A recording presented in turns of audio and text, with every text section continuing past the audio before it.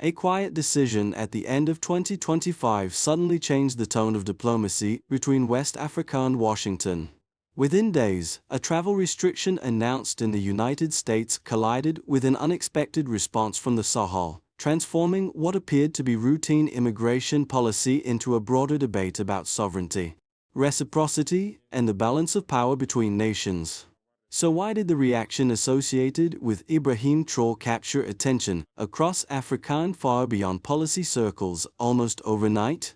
Because the consequences may reshape how smaller nations respond when powerful countries impose decisions without consultation. Something important is unfolding behind the headlines, and most quick news summaries never fully explain it. In the next few minutes, you will understand why a diplomatic response from West Africa has triggered such intense discussion about sovereignty, leverage, and the real balance of power between nations. This is not a story meant for casual listening. If someone only hears the surface version of events, it may sound like a routine dispute over visas and travel restrictions. But the deeper issue is far more significant. Without understanding the logic behind the response associated with Ibrahim Traoré and the broader Sahel alliance, it becomes easy to misunderstand what is actually changing in international relations. Missing this story means missing an example of how smaller nations sometimes attempt to reshape the rules of engagement with much larger powers.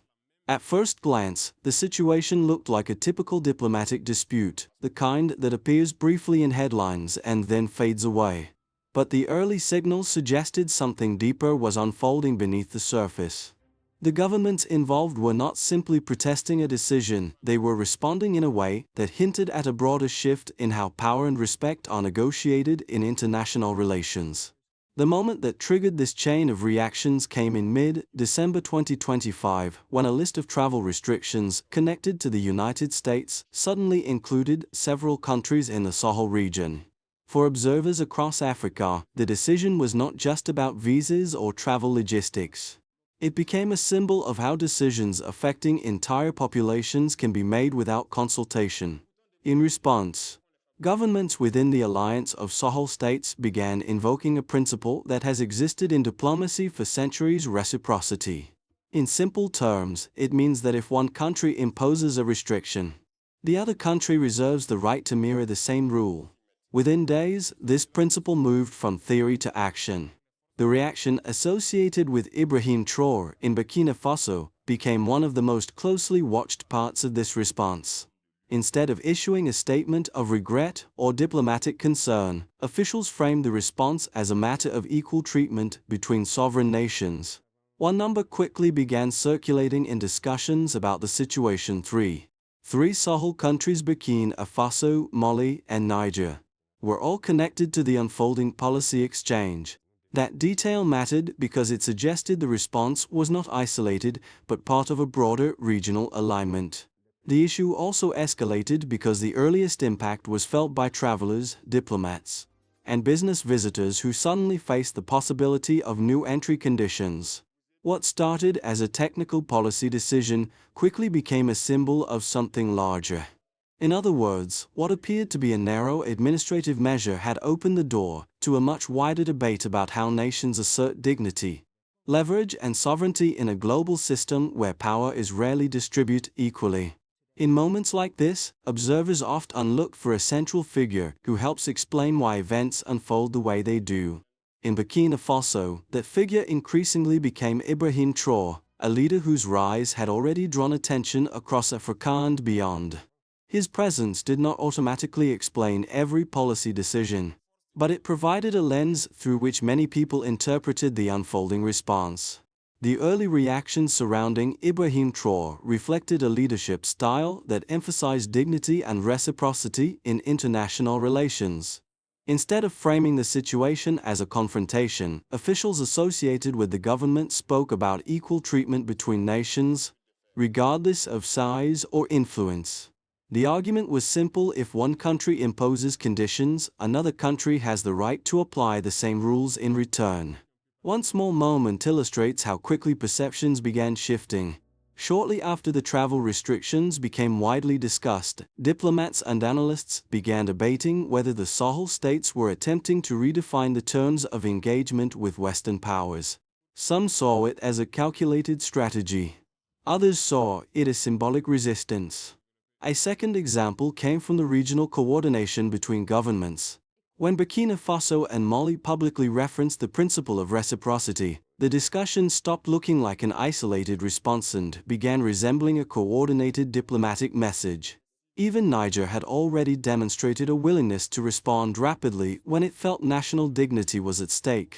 For many observers, these moments suggested that the conversation was no longer only about visas or travel procedures. It was about whether smaller nations could shift expectations in global diplomacy by demonstrating that responses would not always follow the traditional script. From that point forward, the story was no longer just about a policy decision. It had become a test of how far a government was willing to go to assert the principle of sovereign equality in a world where power differences remained very real. It began with a policy announcement. Then everything started moving quickly. Mid-December 2025, a travel restriction list appeared in Washington. Several African countries were included. Among them were members of the Sahel Alliance, Burkina Faso, Mali, and Niger. At first, the reaction followed a familiar pattern. Analysts debated the implications. Governments assessed their options. Diplomats quietly measured the political cost of responding. But then something shifted. Instead of issuing carefully worded statements of regret, officials in the region began discussing reciprocity. The concept was simple: if one country imposes restrictions, the other country can mirror the same conditions. The timeline accelerated. Niger responded first. Within a short period after the announcement, authorities signaled that American citizens would face equivalent entry conditions. No long negotiations. No gradual transition. Then Mali moved. Officials referenced an earlier episode from 2025 involving a financial travel bond of $10,000 imposed on Malian travelers heading to the United States. At the time, Mali had answered by requiring the same bond from American visitors. The response created immediate pressure, particularly for businesses and organizations working in the region. That earlier confrontation had ended with a reversal of the policy affecting Mali. Now the memory of that moment shaped the response to the new restrictions. Burkina Faso entered the conversation next, and the leadership surrounding Ibrahim Traoré framed the situation not as retaliation but as symmetry. Their argument was straightforward. If rules apply to one side, the same rules should apply to the other. The debate spread quickly across the continent. Observers began comparing the situation to earlier examples of diplomatic reciprocity. Namibia had recently revised visa rules so that countries requiring visas from Namibian citizens would face identical requirements. Ghana had briefly applied reciprocal treatment after officials were detained abroad. Senegal had suspended cooperation on legal matters when it believed agreements were no longer being honored equally. Each of these events shared a common theme: reciprocity. For decades, many African governments had responded to external pressure with diplomatic caution. This time, however, the reaction looked different. Several governments appeared willing to test whether symmetrical responses could shift the balance of negotiation. The aftershocks were immediate. Airlines, diplomats, business representatives, and international organizations all began asking the same practical question: what would travel between these countries now look like? At the same time, a broader debate emerged across political commentary. Was this a symbolic statement, or the beginning of a deeper strategic shift? The answer was still unfolding. But one thing had already become clear. A decision that initially looked administrative had triggered a chain reaction across diplomacy, economics, and regional politics. And the timeline was still moving. When the discussion shifts from headlines to measurable reality, numbers begin to clarify the scale of what is happening. Emotional reactions and political speeches can capture attention, but quantitative indicators often reveal whether a diplomatic strategy actually carries weight. The first number that matters is 3. 3 Sahel countries: Burkina Faso, Mali, and Niger. formed the core of the regional alliance that responded to the travel restrictions. This matters because coordinated responses between multiple governments tend to carry far more influence than a single country acting alone. A second number appeared earlier in the year and continues to shape how analysts interpret current events. $0. That was the financial bond once imposed on travelers from Mali entering the United States during an earlier policy dispute. Mali responded by applying the exact same bond to American travelers entering its territory. The symmetry created immediate consequences for business visitors, researchers, journalists, and companies operating in the region. The meaning of that number was not just financial. It demonstrated a strategic principle: when policies are mirrored, they suddenly affect both sides of the relationship. The third number is less visible but equally important. Zero consultation. According to officials involved in the discussion, the decision affecting several Sahel states appeared without prior diplomatic dialogue. That absence of consultation became one of the central arguments used by governments responding to the restrictions. For leaders associated with the response, including Ibrahim Traoré, the issue was framed less as retaliation and more as equality in diplomatic practice. If one country introduces a rule unilaterally, the other country can apply the same rule in return. When these numbers are placed together, 3 allied states, a $10,000 precedent, and 0 prior consultation, the scale of the dispute becomes easier to understand. The conversation is not only about traveled documents. It is about how leverage functions in international relations. Numbers often expose the hidden structure behind political arguments. In this case, they suggest that reciprocity is not merely symbolic language. It can create measurable pressure when both sides of a diplomatic relationship suddenly face the same conditions. And that realization is precisely what has made this situation attract attention far beyond the Sahel region. Not everyone interprets these developments in the same way, and acknowledging the opposing perspective is important for understanding the full picture. Many analysts and policymakers argue that responding to powerful countries with strict reciprocity may create risks that smaller economies cannot easily absorb. One argument often raised is economic vulnerability. Critics say that countries with stronger financial systems and larger global influence may be able to withstand restrictions more easily than smaller states. From this viewpoint, mirroring travel bans or diplomatic limitations could potentially reduce tourism, investment, or academic exchange in countries that already face economic pressure.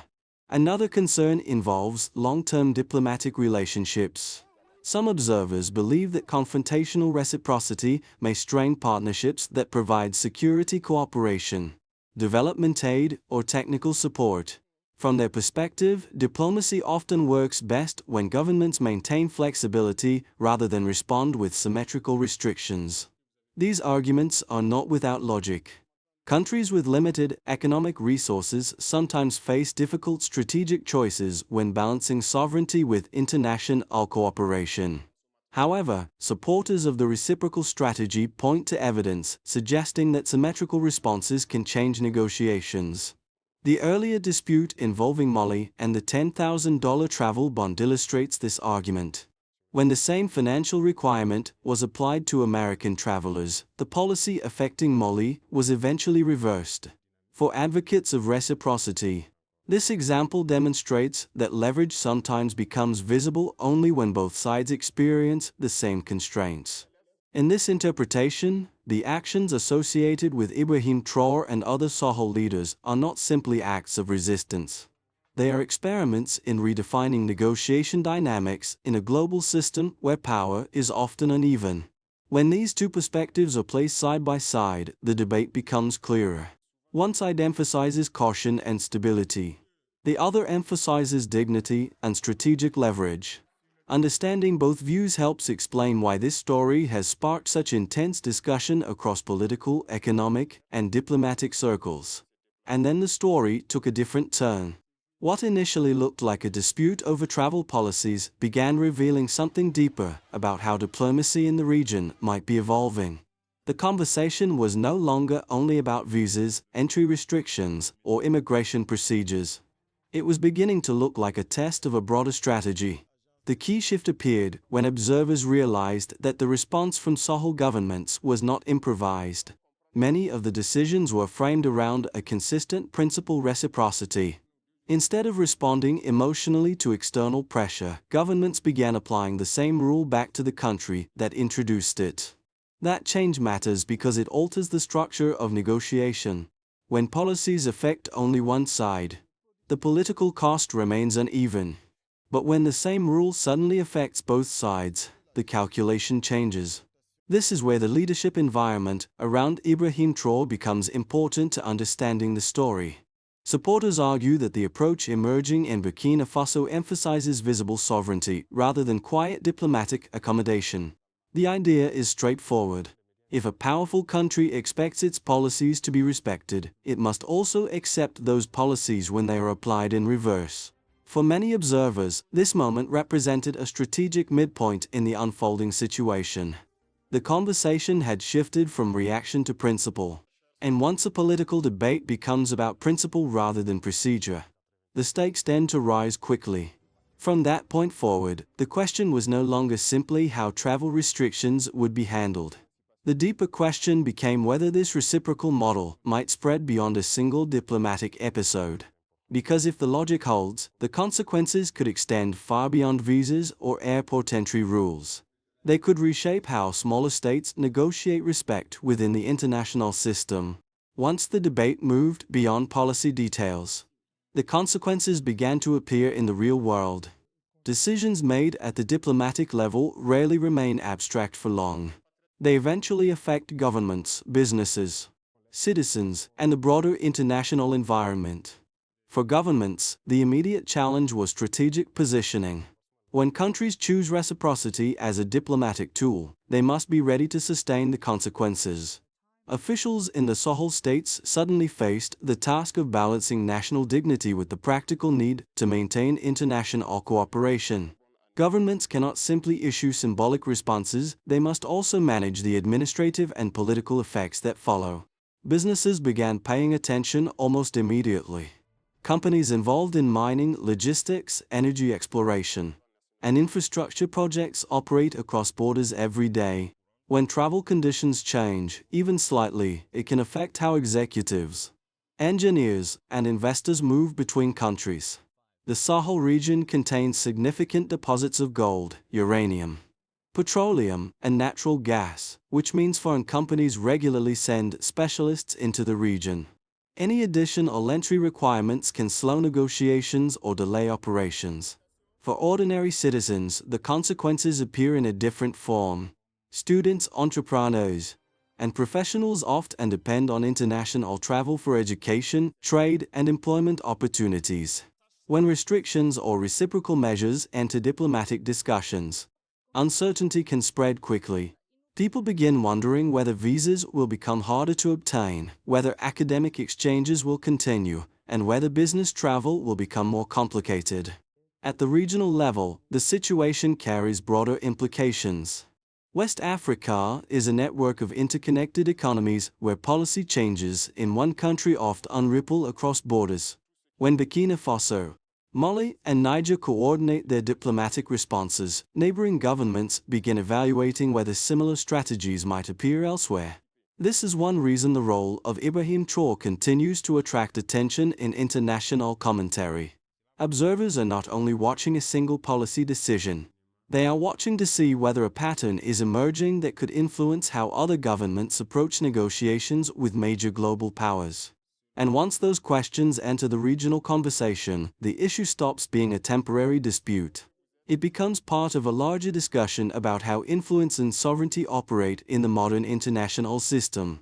Looking ahead, analysts generally outline three possible directions this situation could take.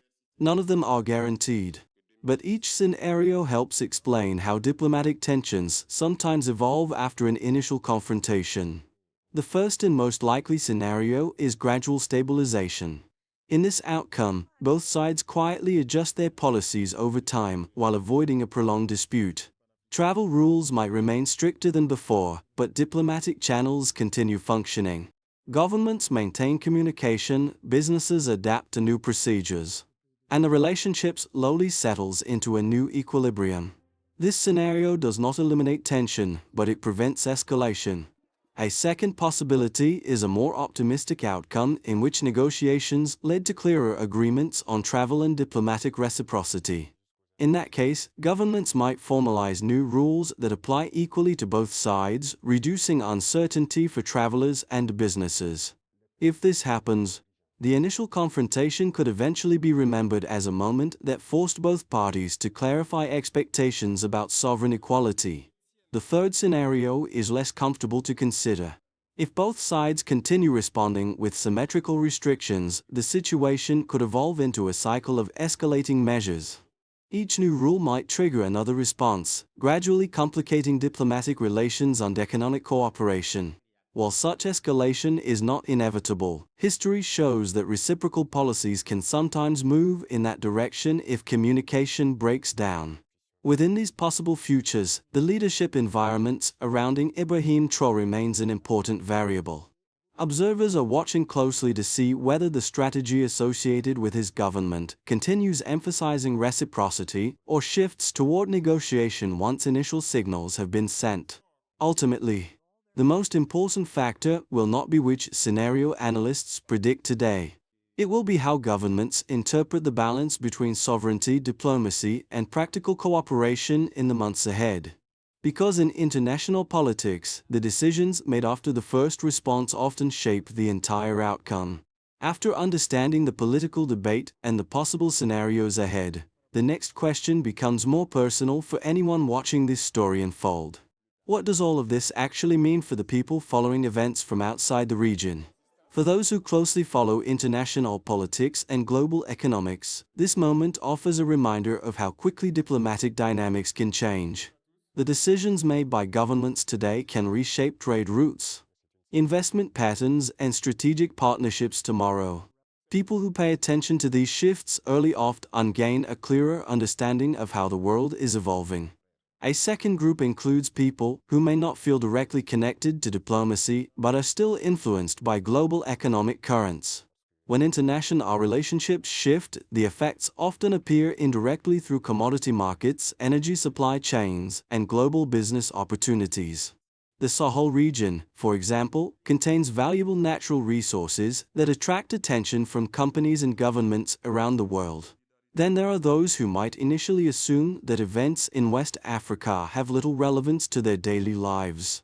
Yet history repeatedly shows that geopolitical shifts rarely remain confined to one region. Trade, migration, technology, and security partnerships link continents together in ways that are often invisible until a major change occurs. This is one reason the discussion surrounding Ibrahim Traoré has gained international attention. Observers are not simply analyzing a local policy decision. They are watching how a broader conversation about sovereignty and diplomatic balance might evolve. For viewers and readers following the story, the most valuable approach may be simple awareness. Understanding how these developments unfold provides context for future changes in global politics, economics, and international cooperation. And in a world where political decisions increasingly cross borders, awareness itself becomes a form of preparation. If the discussion has reached this point, it becomes clear that responses to international pressure cannot remain only symbolic. Diplomatic statements may capture headlines, but long-term outcomes depend on concrete actions that governments, institutions, and citizens choose to take afterward. At the leadership level, the first step is clarity. Governments involved in disputes like this must define the precise objectives behind their response. If reciprocity is the strategy, then officials must decide how long the policy will remain in place and what conditions would justify adjusting it. Clear communication reduces uncertainty for diplomats, businesses, and citizens. The second step involves institutional coordination. Immigration authorities, foreign ministries, and border agencies must implement policies in a consistent manner. A strategy loses credibility if rules are announced publicly but applied inconsistently in practice. Effective diplomacy therefore depends not only on political messaging but also on administrative discipline. A third dimension concerns economic adaptation. Businesses operating across borders need transparent procedures that allow them to continue functioning even during diplomatic tension. Governments can help by publishing clear travel guidelines, visa procedures, and exemptions for essential economic activity. At the societal level, citizens also play a role in shaping how such debates evolve. Public discussion can influence whether leaders prioritize confrontation, negotiation, or cooperation. When citizens remain informed and engaged, governments tend to operate with greater accountability. Within this broader framework, observers often connect the debate to leadership figures such as Ibrahim Traoré, whose approach has drawn attention to questions of sovereignty and reciprocity. Ultimately, however, policies alone do not determine outcomes. Implementation does. And the future of any diplomatic strategy depends on whether it moves from rhetoric into consistent action. Earlier in this discussion, attention returned repeatedly to one central figure. Not because a single person controls every diplomatic decision, but because certain leaders become symbols of broader moments in history. In Burkina Faso, that symbolic role increasingly surrounds Ibrahim Traoré. His leadership emerged during a period when many African societies were questioning long-standing patterns in international relationships. For supporters, his approach represents a willingness to challenge assumptions about how smaller nations should respond to pressure from larger powers. Thinking back to the earlier moments described in this story, the initial travel restrictions, the principle of reciprocity, and the coordinated responses among Sahel states, one theme connects them all. The debate has never been solely about visas or immigration rules. It has been about dignity, leverage, and the question of how nations define equality in global diplomacy. From the first reaction to the broader regional conversation that followed, the situation illustrates how quickly political narratives can evolve. What began as an administrative decision gradually turned into a larger discussion about sovereignty and strategic balance. For many observers, this journey reveals something important about international politics. Moments that appear small at first sometimes expose deeper shifts already taking place beneath the surface. And that realization leaves a final thought lingering. In a world where power is rarely distributed evenly, the courage to say no can sometimes change the entire conversation. As this conversation comes to a close, one final reflection naturally follows from everything we have explored. Stories like this are rarely just about one policy decision or one diplomatic exchange. They are part of a much larger conversation about how nations define respect, cooperation, and sovereignty in a changing world. Different viewers will take different lessons from the developments surrounding Ibrahim Traoré, the broader response emerging from the Sahel region. Some will see a strategic assertion of equality between nations. Others may see a risky diplomatic path that requires careful balance in the years ahead. Both perspectives are part of an important global discussion.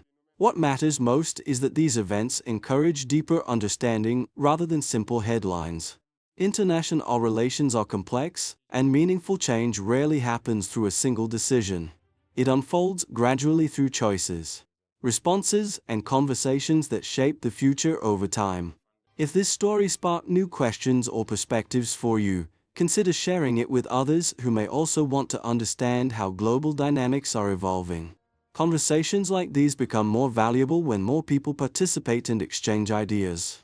And perhaps the most interesting question remains open for discussion. In a world where power and influence are constantly shifting, what do you believe is the most important principle that should guide relations between nations?